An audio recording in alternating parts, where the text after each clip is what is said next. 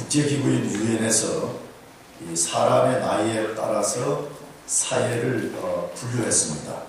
한 나라에 65세 이상의 사람이 전체 인구의 7% 이상이 되면 고령화 사회이고 14% 이상이면 고령 사회이고 20% 이상이면 초고령 사회로 분류를 했습니다. 우리 대한민국은 2004년에 고령화 사회로 접어들었습니다. 2019년에 고령 사회가 될 것이고 2026년에는 초고령 사회가 될 것으로 전망하고 있습니다. 사람들은 예전보다 잘 먹고 건강관리를 잘하고 의학의 발달로 점점 더 오래 살고 있습니다. 그래서 100세 시대라는 말을 많이 하고 있습니다. 몇십 년 전만 해도 100세까지 산다는 것은 꿈같은 이야기로 여겼습니다. 지금부터 100년 전의 인간의 평균 수명은 47세였습니다. 현재는 77세입니다. 100년 만에 30년이 늘어난 것입니다. 이 게놈 프로젝트를 연구하는 사람들은 2030년이 되면 수명을 150살까지 연장시킬 수 있다고 말합니다. 150살까지. 상상할 수 없는 일들을 만든다는 계획을 가지고 있는 거죠. 그러나 저는 성경에 근거하여 인간의 평균 수명을 80세 이상으로 늘리는 것은 불가능하다고 생각하는 사람입니다. 만일 80세 이상으로 늘린다면 인간이 정말 불가능한 영역을 돌파해낸다면 현재 우리가 다 상상할 수 없는 문제를 만들어낼 것이라고 생각합니다. 괴물 같은 인간들을 만들 거라고 저는 상상하는 사람입니다. 우리는 오늘 본문에서 100세 시대를 꿈꾸는 현대인들이 볼 때 상상할 수 없이 오래 산 한 사람을 만나고 있습니다. 그 사람의 이름은 무두셀라입니다. 자그마치 969세를 살았습니다. 거의 1000년을 살았습니다. 인류 역사에서 가장 오래 산 사람이라고 생각됩니다. 창세기 5장의 족보를 보면 홍수 심판 이전에 살았던 사람들의 평균 수명이 900세였습니다. 그런데 홍수 심판 후에는 120세로 떨어지고 모세 시대에는 70에서 80세가 되었습니다. 그것을 잘 보여주는 성경이 창세기 6장 3절입니다. 여호와께서 가라사대 나의 신이 영원히 사람과 함께하지 아니하리니 이는 그들이 육체가 됨이라. 그러나 그들의 날은 120년이 되리라 하시니라. 하나님이 인간의 수명이 120년으로 줄어들 것이라고 말씀했습니다.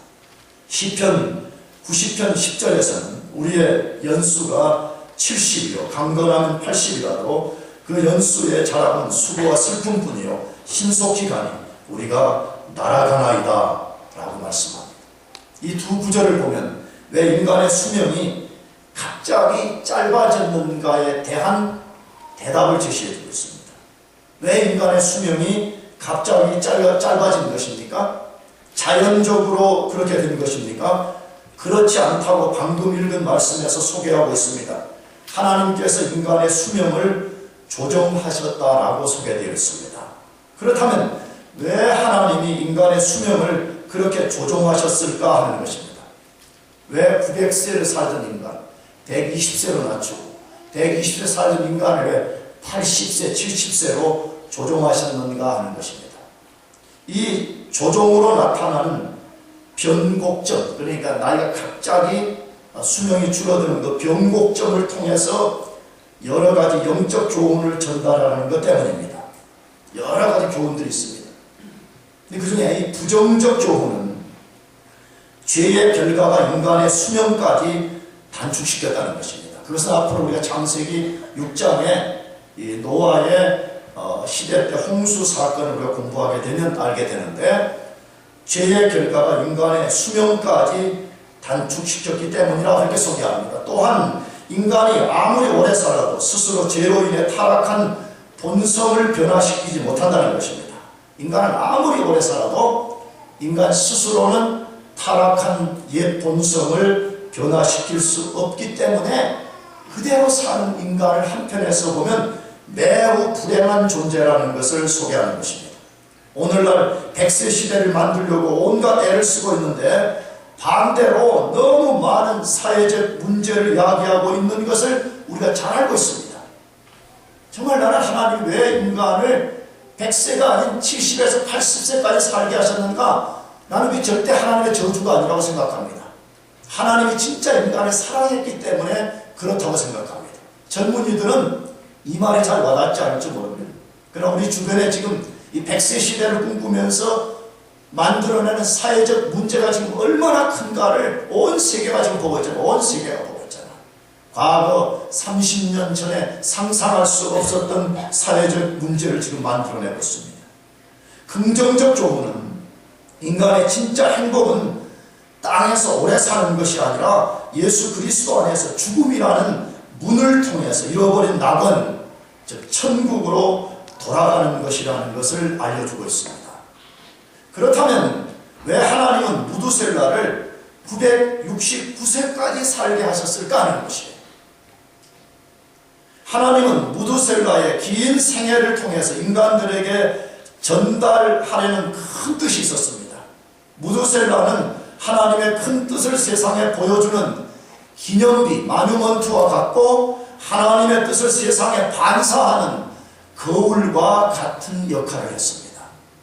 그렇다면 하나님이 무두셀라라는 기념비, 무두셀라라는 이 거울을 통해서 오늘 우리에게 무엇을 보여주려고 하는가 하는 것입니다. 무엇을 전달하려고 무두셀라를 그렇게 오랫동안 살게 하셨는가 하는 것입니다. 첫 번째로 하나님이 인간을 향해서 얼마나 오랫동안 인내하시는가를 보여주는 것입니다. 하나님이 죄로 불순종하는 우리 인간들을 향해서 얼마나 오랫동안 참고 기다리시는가를 보여주는 것입니다. 하나님과 300년간 동행했던 에녹이 그의 아들의 이름을 무두셀라라고 지었습니다. 보통 아버지들이 아들의 이름을 지을 때 아무렇게나 짓지 않습니다. 다 의미를 부여해서 짓습니다. 특별히 성경시대의 사람들 중에는 아들의 이름을 지을 때 거기에 반드시 영적 교훈을 담든지 아니면 하나님의 계시에 근거해서 이름을 지었습니다. 에녹도 무두셀라의 이름을 지을 때 하나님이 장차 이 땅에 행하실 어떤 일의 계시와 관련해서 이름을 지었습니다. 그것이 무엇입니까? 그 지난주에 말씀드린 대로 무두셀라라는 뜻은 그가 죽으면 그것이 올 것이다 라는 뜻입니다. 그가 죽으면 그것이 올 것이다 라는 뜻이 히브리어로 무두셀라라는 뜻입니다.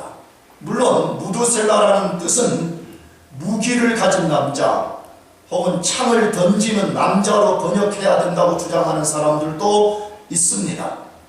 왜냐하면 우리가 어떤 단어를 쓰면 그 단어가 하나의 뜻만 갖고 있지 않고 다양한 뜻을 갖고 있기 때문에 그렇게 번역할 수도 있는 거죠. 그러나 성경 해석은 그 단어가 문맥 안에서 어떤 역할을 하는가를 항상 고려해야 됩니다. 이것이 성경을 읽는 독자들이 취해야 되는 아주 중요한 태도입니다. 그렇다면 창을 던지는 남자라는 번역보다 그가 죽으면 그것이 올 것이다 라는 번역이 훨씬 문맥과 신학적으로 옳은 번역이 틀림없습니다.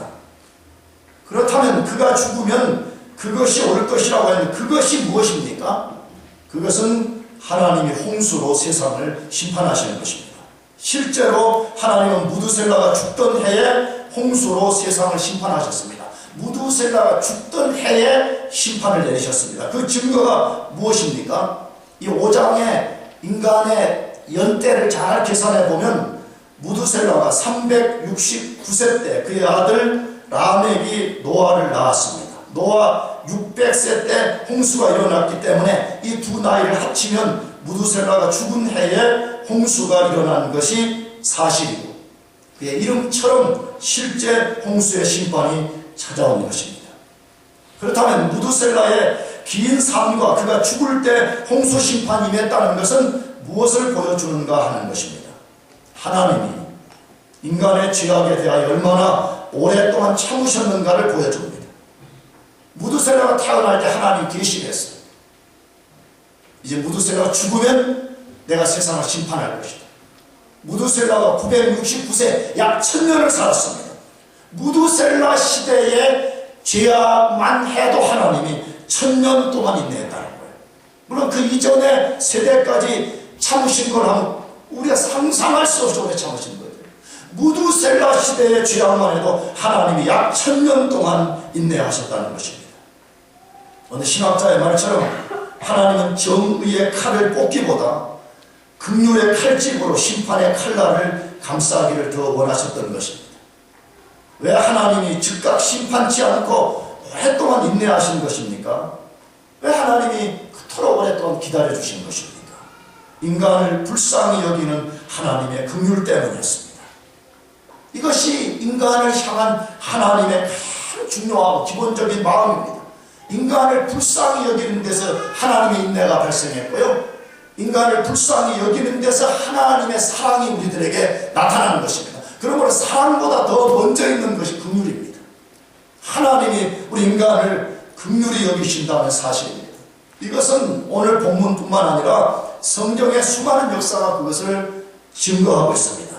하나님이 자기 백성들이라고 선택한 이스라엘 백성들을 멸망시킬 때도 즉시 멸망시키지 않았습니다. 수많은 경고를 보내시고 하나님이 기다려주셨습니다.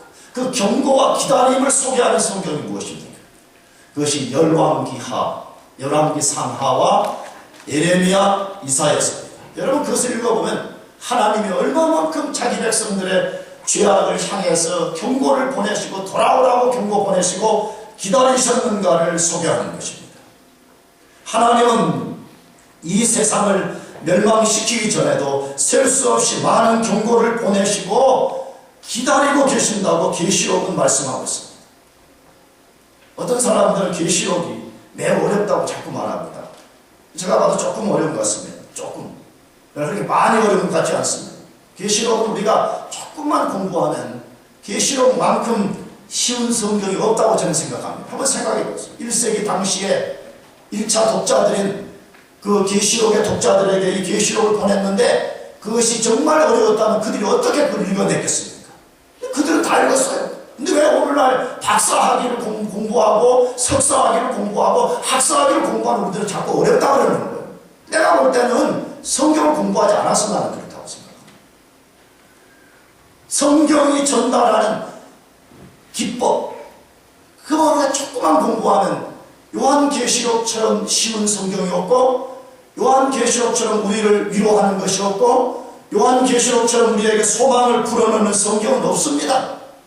요한계시록은 크게 세 가지 재앙을 다루는 거잖아요. 인재앙, 나팔재앙, 대접재앙인데 이 세 가지가 다 하나님의 경고를 바라는 것이고 하나님이 기다리신다는 거예요. 근데 첫 번째 인재앙은 뭐예요? 이제 하나님이 계속 너희가 불순종으로 그렇게 가면 내가 심판을 할 것이다 라는 것을 계시 드러내는 행위가 인재앙입니다. 나팔재앙은 뭐예요? 전쟁이 일어났다는 걸 나팔을 확 울리듯이 하나님이 심판을 경고하시는 거죠. 대접재앙은 뭐예요? 이제 끝까지 인간들이 안 들으니까 대접을 쏟아붓는 것처럼 하나님이 이 세상을 심판할 것이라는 것을 말씀하는 거죠. 근데 그게 긴 이야기를 심은 거예요. 심판 전에 너희가 돌아오라는 거예요. 하나님이 끝까지 인내하고 참고 계시니까 돌아오라. 이것이 핵심적 메시지입니다. 여러분, 하나님이 인간들 보고 무엇하라고 그렇게 경고를 보내시고 기다리고 계신다고요? 다시 말씀드립니다. 회개하고 하나님께 돌아와서 심판을 피하라는 것입니다. 우리가 지난주에 인용했던 베드로후서 3장 9절 말씀을 다시 한번 읽어보려고 해요. 다 같이 시작. 주의 약속은 어떤 이들이 더디다고 생각하는 것 같이 더딘 것이 아니라 오직 주께서는 너희를 대하여 오래 참으사 아무도 멸망하지 아니하고 다 회개하게 이루기를 원하시느니라. 왜 하나님이 오랫동안 기다리신다고요? 모든 인간들이 회개하고 하나님께 돌아와서 멸망받지 않고 하나님의 은혜 속에 살라고, 그래서 하나님이 기다리신다고 말씀하고 있습니다. 하나님은 인간을 긍휼히 여기시고 그들의 죄에 대하여 오래 참으시지만 영원히 참으시지 않습니다. 하나님은 공의의 하나님이시기 때문에 죄를 반드시 심판하십니다. 그러므로 죄로부터 돌아서지 않으면 반드시 심판을 받습니다. 그 심판은 인간들이 상상할 수 없이 무서운 것입니다. 노아 시대 때를 잘 보시기 바랍니다. 노아 시대 때 홍수 심판을 어떤 자유주의 신학자들은 국지적 심판이라 이렇게 말하는 사람들이 있어요. 쉽게 말하면 여기 스테이트 칼리 정도만 휩쓸어버린 거, 아니면 펜실베니아 주 정도만 홍수가 일어난 것이라, 혹은 아니면 미국이라는 한 나라에만 일어난 거라고 생각하는데 절대 그렇지 않습니다. 온 세계를 다 물로 덮어버린 거죠. 우리가 무슨 태풍이 온다, 홍수가 일어난다, 우리가 그거 보면 얼마나 놀라요. 작은 국지적인 태풍과 홍수만 일어나도 인간들은 벌벌 떨립니다. 온 우주의 대격변을 만들어낸 노아 시대 때 홍수 심판은 인간이 상상할 수 없이 무서운 것이었습니다. 그런데 이 마지막 세상 때 임할 마지막 심판도 문자 그대로 가공할 심판이라고 말씀합니다. 요한계시록을 읽어보세요. 예수 그리스도의 재림이 얼마나 무서운 것이었으면 사람들이 그 앞에서 벌벌 떨고 있습니다. 지난주에 말씀드린 사람들이 하나님의 심판을 두려워하잖아요. 하나님의 심판을 자기들이 감당할 수 있는 것이라고 생각하는 것입니다. 하나님의 심판을 장난으로 여기는 것입니다. 그렇지 않습니다. 인류 역사에 하나님의 가공할 심판은 절대 인간의 힘으로 견뎌낼 수 없는 것이라고 말씀하고 있습니다. 그래서 하나님이 그걸 잘 아시는 거예요. 하나님이 심판을 쏟을 때 인간이 얼마나 고통 속에 들어가고 두려움 가운데 빠질 것을 알고 계시기 때문에 하나님이 그 심판으로부터 피하라는 거예요. 그 심판을 피하는 유일한 길은 우리가 죄에서부터 돌아서서 하나님과 바른 관계를 맺고 사는 것이라고 말씀합니다. 하나님의 오래 참으심을 오용해서는 안 됩니다. 오해해서는 안 됩니다. 예수님을 믿고 구원받은 사람들은 계속해서 하나님과 바른 관계를 맺고 살아가야 됩니다. 에녹처럼 매일매일 하나님과 바른 관계 속에 살아가야 됩니다. 그러나 아직도 혹시 이 가운데서 진짜 죄로부터 돌아서서 하나님과 바른 관계를 맺고 있지 않은 사람들이 있다면 회개하시기를 축복합니다. 회개하는 것만이 사는 길이기 때문에 하나님께로 돌아가서 하나님 그분과 바른 관계를 맺고 정말 여러분이 에녹처럼 동행해서 살기를 축복합니다. 두 번째로 무두셀라를 통해서 하나님이 무엇을 보여주시는 것입니까? 뭘 전달하는 것입니까? 하나님이 주권을 가지고 인간의 모든 것을 주관하심을 보여줍니다. 하나님이 만물의 주권자이시고 동시에 모든 인생의 주권자라는 것을 보여주시는 것입니다. 무두셀라는 969세까지 살았습니다.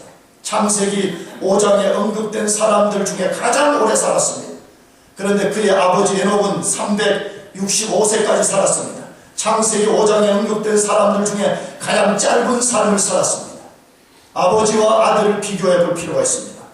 에녹은 창세기 5장에 나오는 다른 사람들에 비교하여 365년이라는 짧은 삶을 살았습니다. 그러나 하나님이 죽음을 보지 않게 하고 그를 천국으로 데려가셨습니다.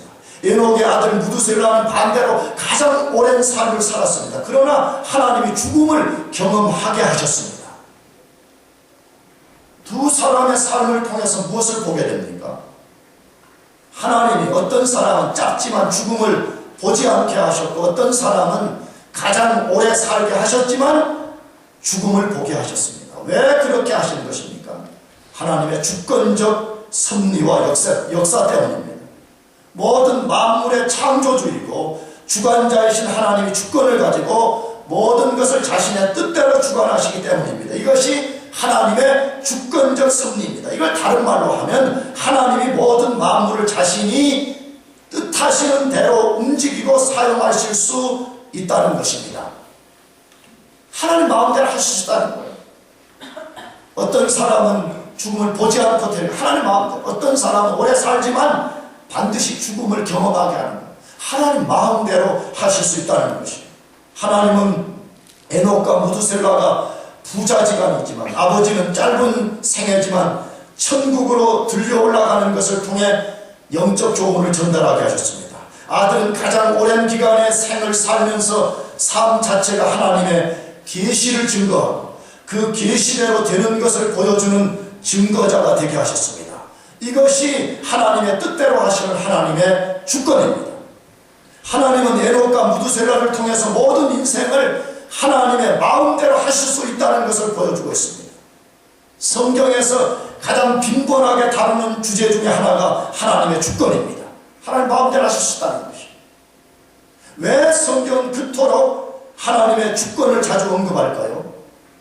부정적으로는 이 문제가 인간들 속에 바로 확립이 안 되기 때문에 수많은 문제를 야기하고 불행해진다는 것입니다. 창세기를 딱 떠들어보면 최초의 불행을 야기한 에덴 동산에 선악을 알게 한 나무의 열매를 따먹는 사건의 핵심은 뭐예요? 하나님이 그 나무 심어 놓을 때 하나님 주권을 인정하라는 거예요. 너희는 피조물이고 너희는 창조된 존재이기 때문에 하나님의 주권을 인정하고 살아. 그것 때문에 선악과를 심어 놓은 거 아닙니까? 성경 처음 가르친 게 그거예요. 하나님이 창조주인 것을 믿느냐? 그렇다면 하나님이 만물의 주인 되심을 인정하고 살라. 이것이 성경의 가르침인 것입니다. 이것을 인정할 때 인간은 지복의 상태, 가장 복된 상태에 이르지만 인정치 않으면 불행한 가운데 떨어진다는 것입니다. 그런데 타락한 아담의 후손들이 하는 일이 무엇인가를 잘 들여다보시기 바랍니다. 하나님이 자신들의 주인이 되어서 주권을 행사하는 것을 지극히 혐오하고 있습니다. 자기들이 자신들의 영원한 주인이 되기를 원하는 것입니다. 그렇기 때문에 인간들은 자기를 신으로 섬기는 우상 숭배자가 되고 스스로 해결할 수 없는 인생의 문제를 만들어내는 것입니다.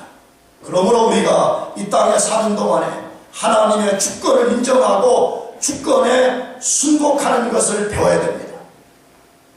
삶과 죽음이 하나님 손에 있음을 인정해야 됩니다. 높아지고 낮아짐의 모든 주권이 하나님 손에 있음을 인정해야 됩니다. 시편에 그렇게 말해요. 사람을 높이고 낮추는 것이 동에서나 서에서 오지 않고 여호와께로 말미암는다고 말씀하고 있습니다. 부해지고 가난해지는 것이 하나님의 손에 있음을 인정해야 됩니다. 성공과 실패의 모든 것이 하나님의 손에 있음을 인정해야 됩니다. 우리가 살아야 할 장소까지 하나님의 손 안에 있음을 인정해야 됩니다. 심지어 죽음의 방식까지도 하나님 손에 있음을 인정해야 됩니다. 에녹의 죽음의 방식과 무두셀의 죽음의 방식이 달랐습니다. 한 사람은 죽음을 보지 않고 하늘로 나갔고 한 사람은 오래 살았지만 하나님이 반드시 죽어야 된다는 것. 죽음의 방식까지도 하나님이 정하셨습니다. 그러므로 우리는 욥의 신앙을 본받는 것이 매우 중요합니다. 욥기서 1장을 읽어보게 되면 하나님이 욥을 시험하시기 위해서, 믿음을 시험하기 위해서 어느 날 욥의 부인을 제외하고는 하나님 다 거두어 버렸습니다. 자녀들, 심지어 욥이 가졌던 그 많은 재산들을 다 거두어 버렸습니다. 그때에 부인이 옆에서 얼마나 원망하고 불평하라고 이렇게 재촉했는지 모릅니다. 근데 욥은 전혀 달랐습니다. 그런 절망적 상황에서 욥이 무엇이라고 고백을 했는가 하는 것을 눈여겨볼 필요가 있습니다.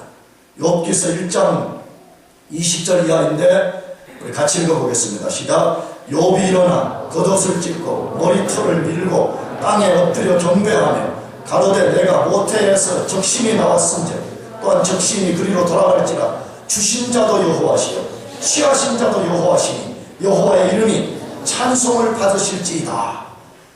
정말 어려운 일인 것 같아요. 저는 이 본문을 인용하면서 속으로 그런 생각이 들었어요. 이게 나도 잘 못하면서 성도들 보고 무조건 가서 하라 그러면 이게 옳은가? 그런 생각이 들었어요. 정말 이렇게 하는 것은 쉬운 것이 아닙니다. 그러나 신앙생활 핵심이 어디에 있는가를 잘 봐요. 도대체 신앙생활이라는 것은 뭐예요?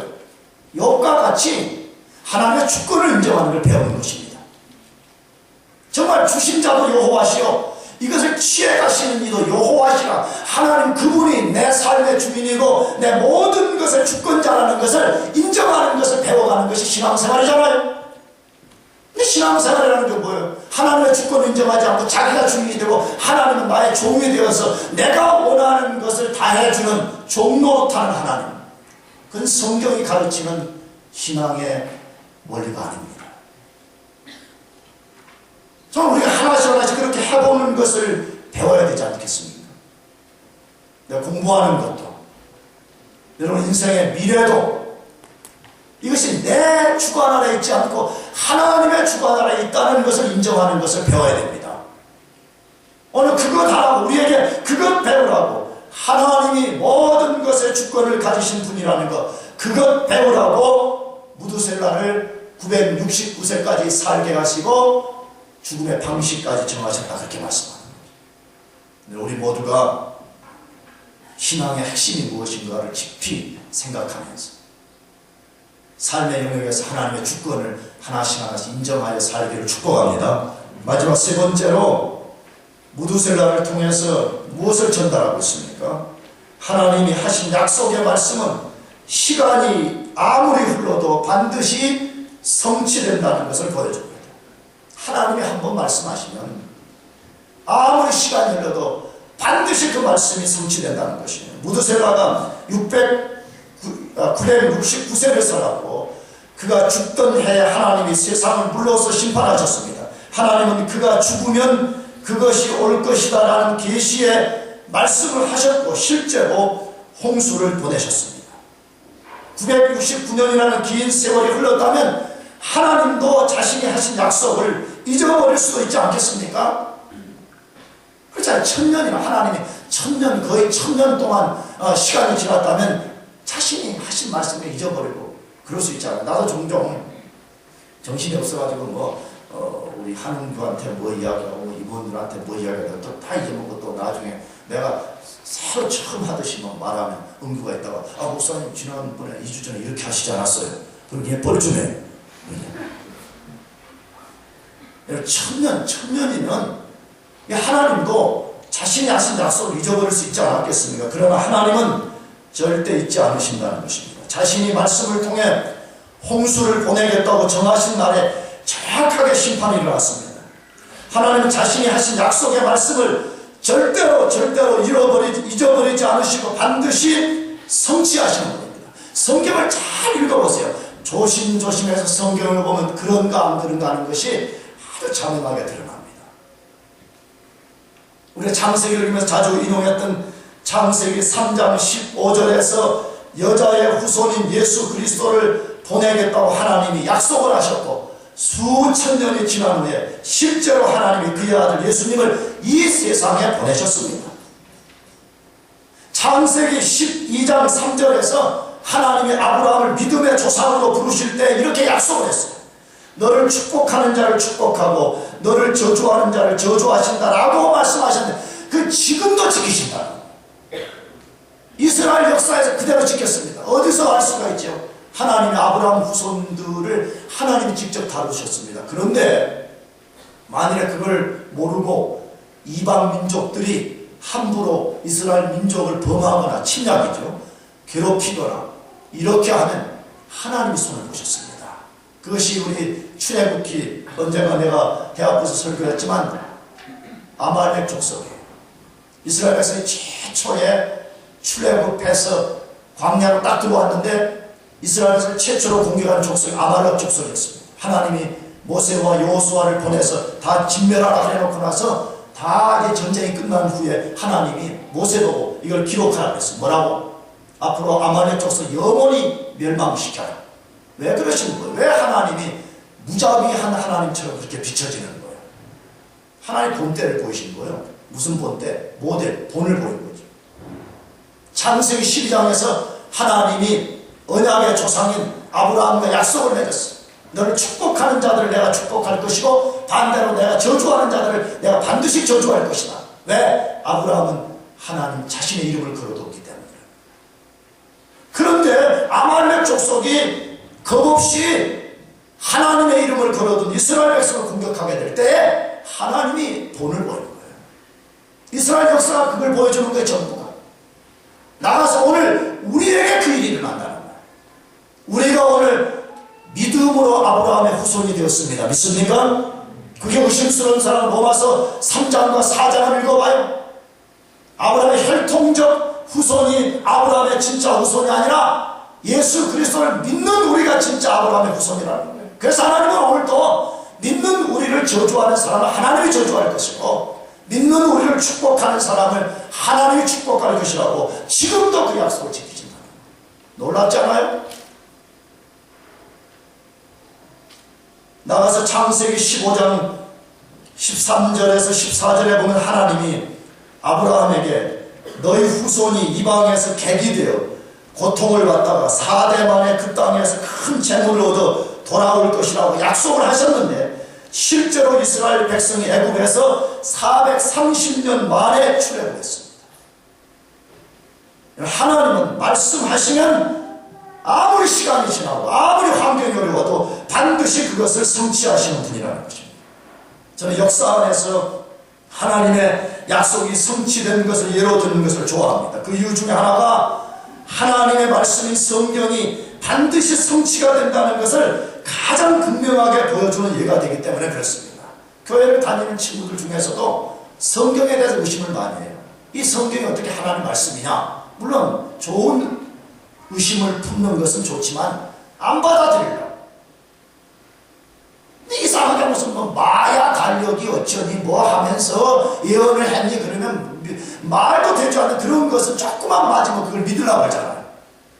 그렇다면 성경의 예언이 진짜 맞았나 안 맞았나 연구해 봐야지. 하나라도 만약에 틀림이나 거짓말이 있다면 성경은 거짓말입니다.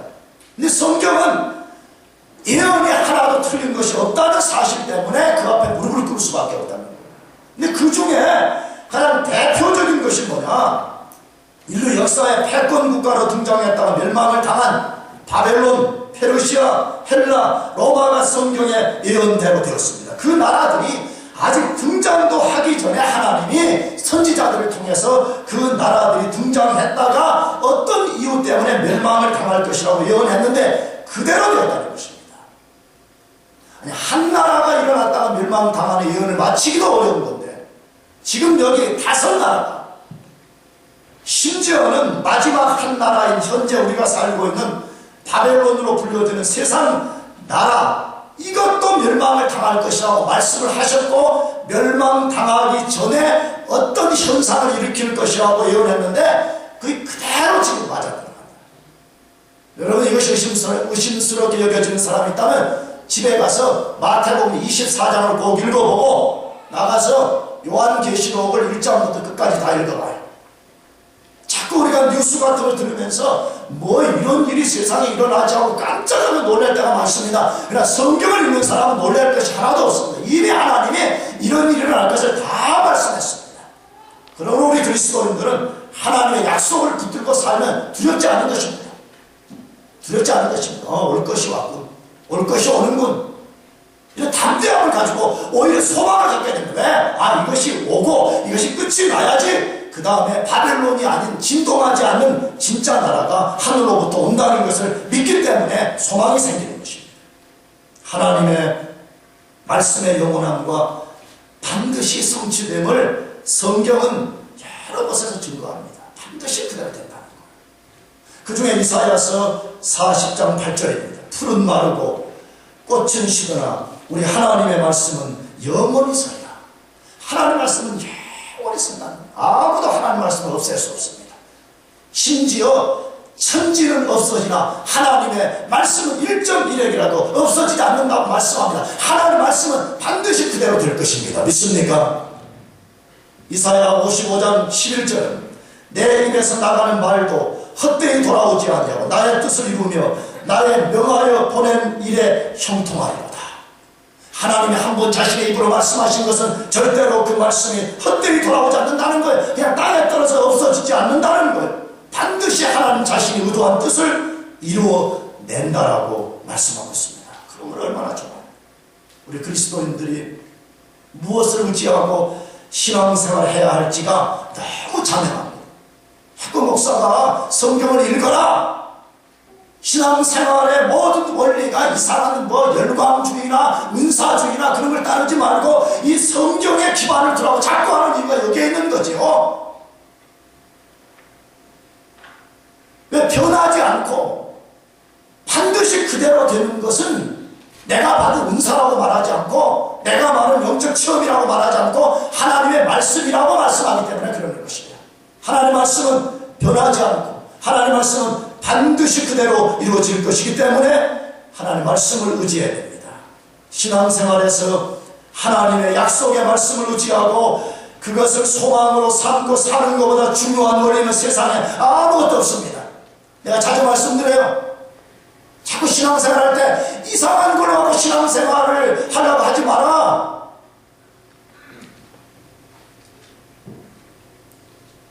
내가 그토록 내가 여기 와서 8년 동안 외치는 거야. 그런데 자꾸 또 사람이 바꾸다 보니까 또 1년 있으면 바뀌고 2년 바뀌게 있으니까 이게 모든 사람은 자꾸 또 신앙을 이상한 데로 끌고 가려고 그래.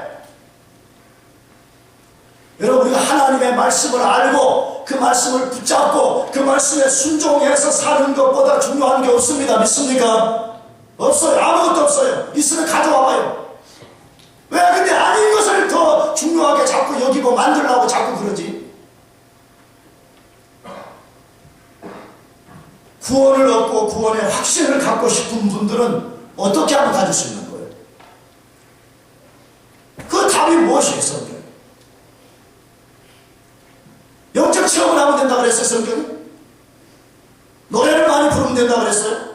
아닙니다. 요한복음 1장 12절에 영접하는 자, 곧 그 이름을 믿는 자들에게는 하나님의 자녀가 되는 권세를 주셨으니 라고 하나님의 말씀이 우리들에게 약속하고 있습니다. 죄에서 건짐을 받고 죄 용서를 받고 싶은 분들은 어떻게 하면 가능한 것이에요? 문자들을 깨끗한 물에 가서 우리 몸을 씻으면 우리 죄가 사해지는 것입니까? 그렇다고 말씀하지 않습니다. 요한 1서 1장 9절에 만일 우리가 우리 죄를 자백하면 저는 미쁘시고 의로우사 우리 죄를 사하시며 모든 불의에서 우리를 깨끗게 하실 것이라고 말씀하고 있습니다. 그러므로 우리 이 말씀에 의지해서 우리가 주님 앞에 우리 죄를 토설하게 될 때에 우리 영과 육의 모든 죄가 사함을 받게 되는 것입니다. 미래가 불안한 사람은 어떻게 하면 이 불안함을 극복할 수 있는 거예요? 금식하면서 환상을 보면 된다고 성경이 말씀합니까? 한 곳도 그렇게 말씀한 적이 없습니다. 잠언 3장 5절 6절에 너는 마음을 다하여 여호와를 의지하고 내 명철을 의지하지 말라. 너는 범사의 그를 인정하라. 그리하면 내 길을 지도하신다고 하나님이 말씀하셨고 우리가 그 말씀에 의지해서 그렇게 하게 될 때에 하나님이 우리 인생의 걸음을 인도하신다고 약속했습니다. 믿습니까? 성경은 하나님의 약속의 말씀이 씨줄과 날줄처럼 아주 정교하게 연결되어 있습니다. 읽어보면 너무 정교한 구성으로 되어 있습니다. 성경 전체는 하나님의 고귀한 약속들로 구성이 되었다고 말해도 절대 틀린 말이 아닙니다.